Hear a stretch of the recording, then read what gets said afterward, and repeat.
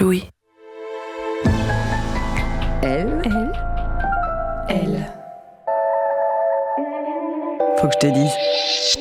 Des vraies questions. Faut que je te dise. Des vraies réponses. Faut que je te dise. Je suis Marine Revol, journaliste. Bienvenue dans Faut que je te dise.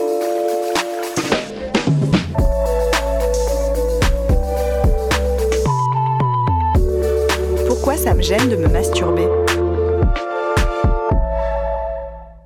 Dans les films et les séries, en général, lorsqu'on voit une femme se masturber, elle est souvent allongée sur son lit.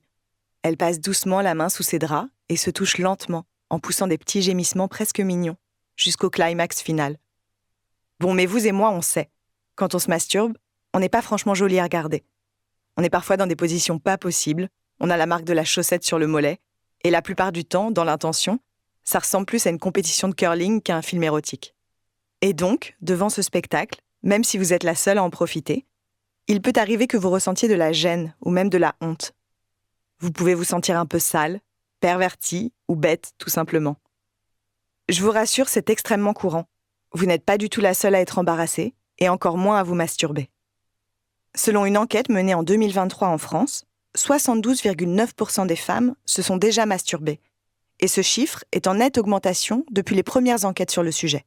Quant aux hommes, la même enquête révèle qu'ils sont 92,6% à le faire. Preuve que la pratique est beaucoup moins taboue pour eux. D'ailleurs, ça m'amène à la première raison qui fait que vous pouvez vous sentir gêné quand vous vous masturbez. On n'a tout simplement pas l'habitude de voir des femmes se donner du plaisir seules. Dans la culture populaire, la masturbation est une pratique souvent illustrée par un personnage masculin. Dans les films, ce sont généralement eux que l'on voit en train de se masturber. Alors ça change un peu. Je ne sais pas si vous avez déjà regardé Sex Education, mais il y a une scène particulièrement réaliste où le personnage d'Amy se masturbe dans tous les sens en imitant des animaux. On y voit une jeune fille, disons, très volontaire dans sa masturbation et qui a l'air totalement hors de contrôle.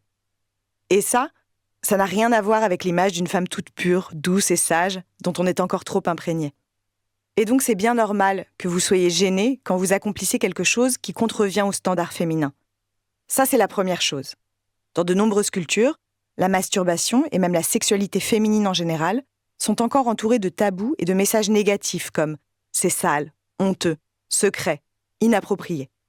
Une éducation très religieuse peut aussi vous mettre dans la tête que se donner du plaisir seul, c'est un péché. Il existe plein de mythes et de croyances autour de la masturbation. On vous a peut-être dit que ça rendait sourd, que c'était égoïste ou que cela pouvait affecter votre relation amoureuse, que votre partenaire pourrait penser que vous n'avez pas besoin de lui. Parce qu'on ne va pas se mentir, ce qui dérange vraiment dans l'idée qu'une femme se masturbe, c'est surtout qu'elle n'ait pas besoin d'un homme. Parce que ça, l'autonomie sexuelle des femmes, ça fait peur. Bah oui, à quoi il servirait alors, à part porter des paquets un peu lourds ? Vous pouvez aussi avoir honte pour des raisons plus personnelles, même si tout est lié. Parce que vous n'êtes pas à l'aise avec votre corps ou que vous ne le connaissez pas encore bien. Les personnes ayant subi des traumatismes, comme des agressions sexuelles, des viols, ou même juste des remarques négatives sur leur corps, peuvent éprouver des difficultés dans leur vie sexuelle, avec les autres comme avec elles-mêmes.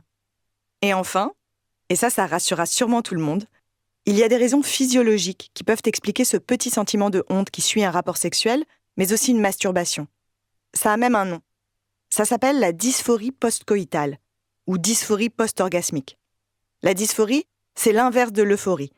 Les principaux chercheurs à avoir travaillé sur le sujet suggèrent d'ailleurs qu'on parle plutôt de symptômes post-coïtaux. On n'en connaît pas très bien l'origine. Certaines recherches parlent d'un trouble hormonal, d'autres avancent que c'est la séparation après l'acte sexuel qui causerait ces symptômes. Un autre évoque la possibilité que la région du cerveau qui gère les émotions soit plus active après un orgasme.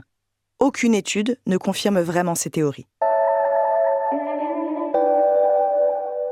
Ce que je veux vous dire, c'est que la masturbation, c'est essentiel pour découvrir ce qui vous plaît dans le sexe, ce qui vous donne du plaisir, et devenir autonome dans votre sexualité. Et puis comme ça, quand vous coucherez avec quelqu'un, vous serez capable de lui dire ce que vous voulez et comment vous le voulez. Chaque femme est différente et réagit à des stimuli différents. Avouez que c'est quand même un peu compliqué de demander à quelqu'un de deviner ce qui vous fait plaisir si vous ne le savez pas vous-même. Si vous n'osez pas ou que vous ne savez pas bien comment faire, il existe des plateformes comme OMG Yes pour Oh My God Yes un site d'éducation sexuelle hyper bien fait, avec plein de techniques de masturbation expliquées, vidéos de vraies femmes à l'appui. Et je vous promets que ça n'a rien à voir avec du porno. Même l'actrice Emma Watson en est fan. Et puis sinon, il reste toujours les bonnes copines, les vraies copines. C'est grâce à elles qu'on apprend comment faire, qu'on débriefe et qu'on se sent un peu moins seul. Et ça n'est pas prêt de changer. Bref, la masturbation, c'est une pratique saine, qui ne fait de mal à personne, et qui fait même plutôt du bien. Prenez soin de vous. Merci d'avoir écouté Faut que je te dise, un podcast coproduit par le magazine Elle et Louis Média, avec le soutien de l'ONG Plan International et le mouvement de la French Touch.